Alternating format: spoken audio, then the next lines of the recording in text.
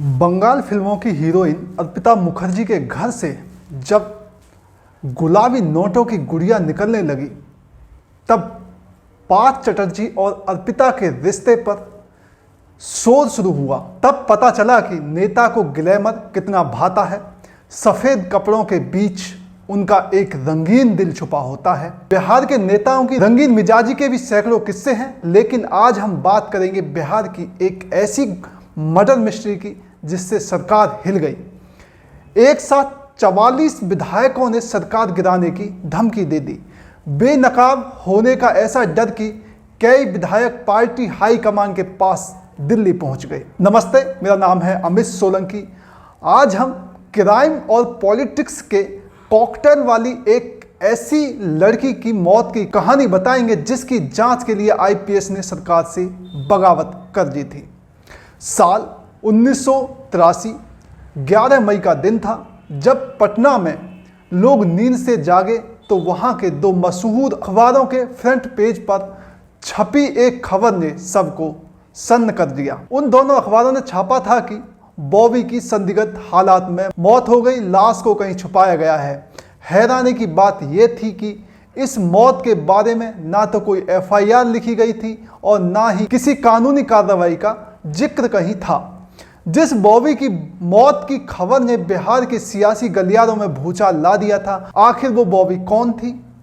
तो इस सवाल का जवाब हम आपको देते हैं। दरअसल बॉबी का असली नाम श्वेता निशा तिवारी था। वह बिहार विधानसभा परिषद की तत्कालीन सभापति और कांग्रेस की वरिष्ठ नेता राजेश्वरी सरोज दास की गोद ली हुई बेटी थी।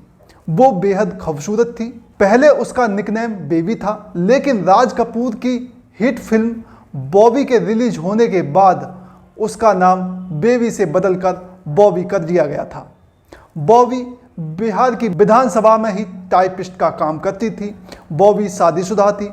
उसकी पहली शादी नाकाम हो गई थी, लेकिन दूसरी शादी से उसके 2 बच्चे भी थे। एक तो वो विधानसभा परिषद सभासद की बेटी थी और ऊपर से खूबसूरत और मिलनसार।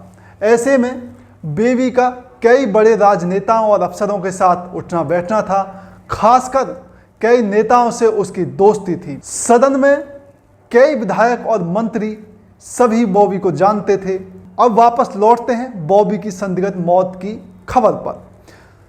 दोनों अखबारों में बॉबी की मौत का समाचार पढ़कर हर कोई यही सोच रहा था कि आखिर बॉबी कैसे मर गई, क्या हुआ था बॉबी को, कहाँ गई बॉबी की लाश।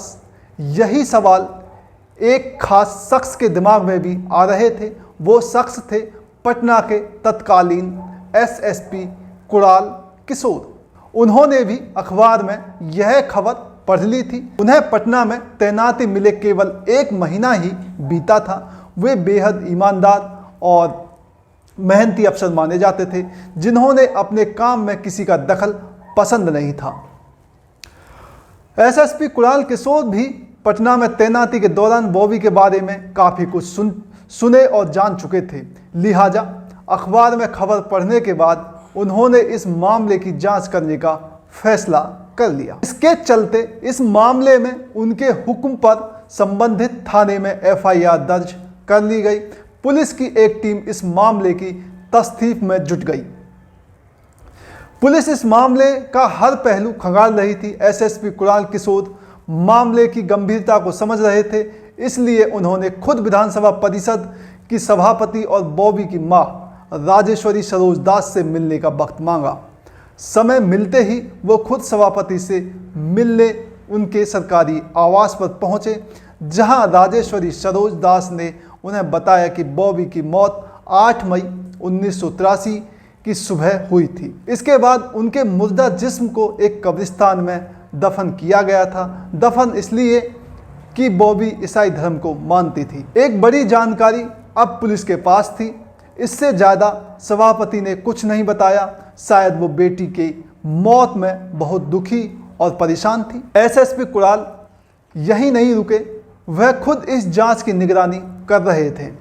उनके सामने सबसे बड़ा सवाल था कि आखिर बॉबी की मौत कैसे हुई। पूछताछ और छानबीन से पुलिस को पता चला कि श्वेता निशा तिवारी उर्फ बॉबी की मौत पटना में मौजूद विधानसभा परिषद सभापति के सरकारी बंगले में ही हुई थी, लेकिन इस मामले को छुपाने के मकसद से बॉबी की लाश को एक जगह कब्र खोदकर दफना दिया गया था।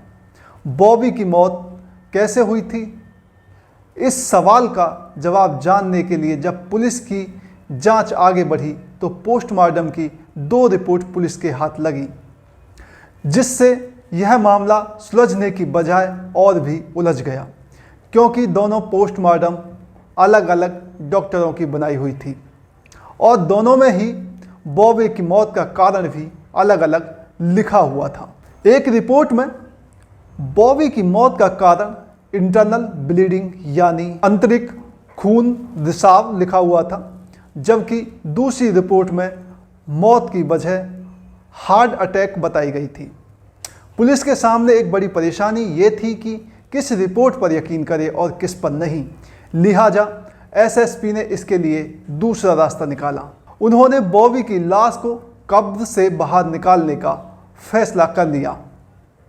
इसके लिए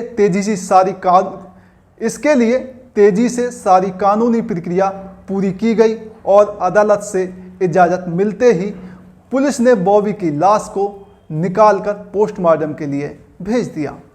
इस काम में फॉरेंसिक एक्सपर्ट की मदद भी ली गई। अब फॉरेंसिक विशेषज्ञ की निगरानी में डॉक्टरों ने बॉबी की सड़ चुकी लाश का पोस्टमार्टम किया।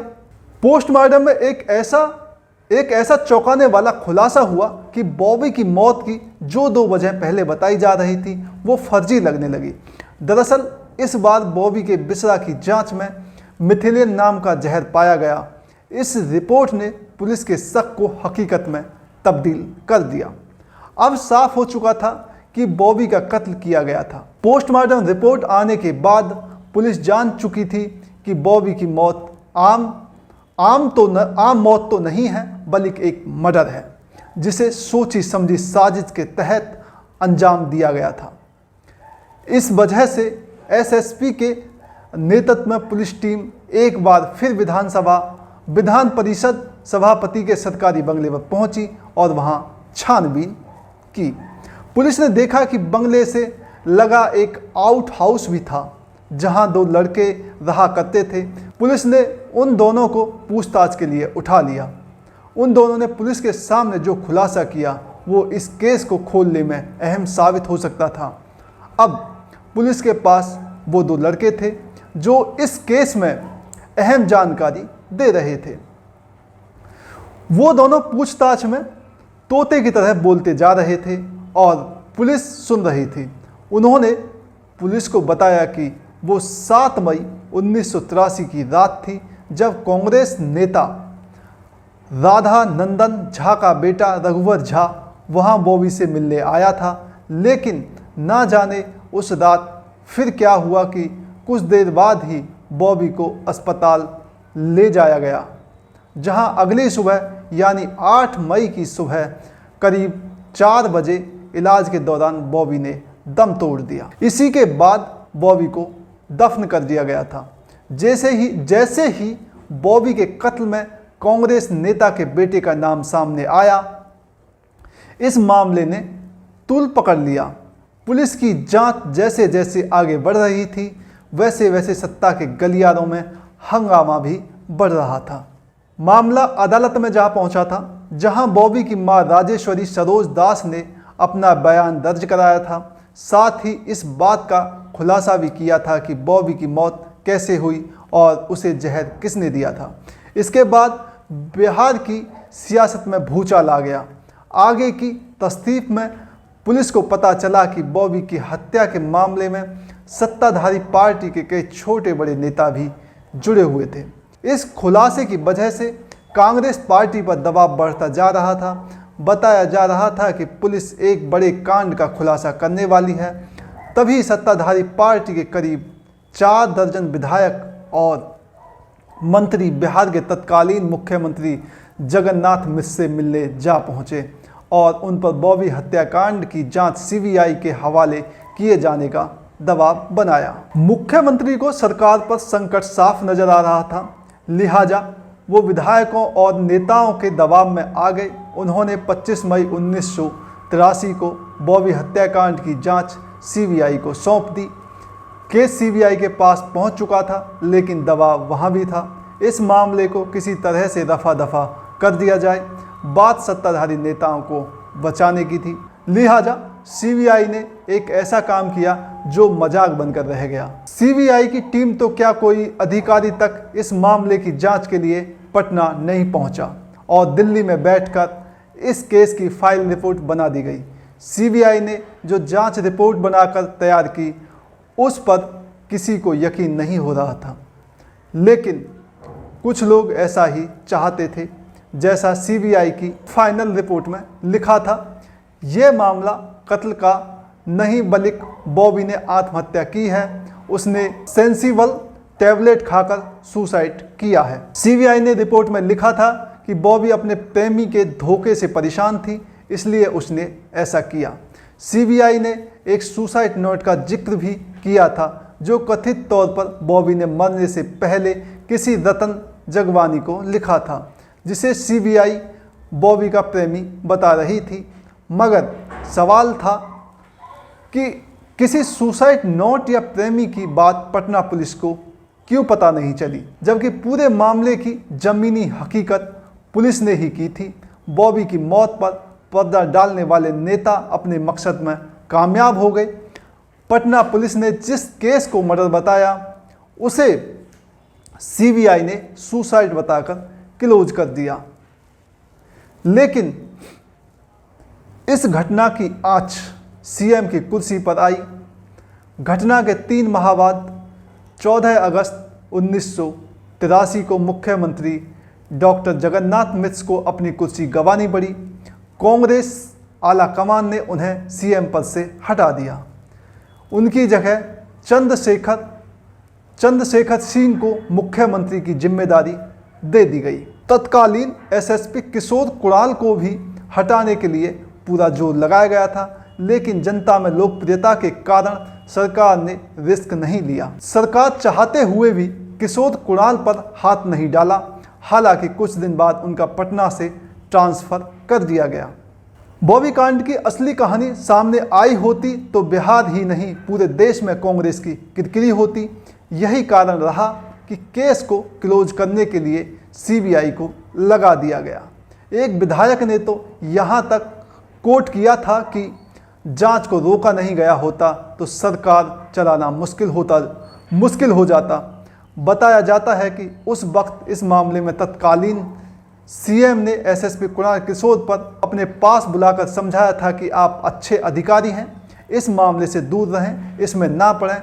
यह मामला अब सीबीआई के पास है, वो अपने स्तर पर इसकी जांच कर लेंगे। और इसके बाद आखिरकार सीबीआई ने बॉबी के कत्ल को खुद खुशी बताकर ये मामला हमेशा के लिए बंद कर दिया।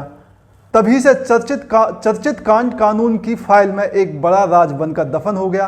बॉबी का कत्ल कब, क्यों और किसने किया, ये बात कभी पता नहीं चल पाएगी। नमस्कार, सावधान रहिए, सतर्क रहिए, क्राइम आजकल देखते रहिए। एक और सच्ची घटना के साथ हाजिर होऊंगा आपके सामने। तब तक के लिए नमस्कार।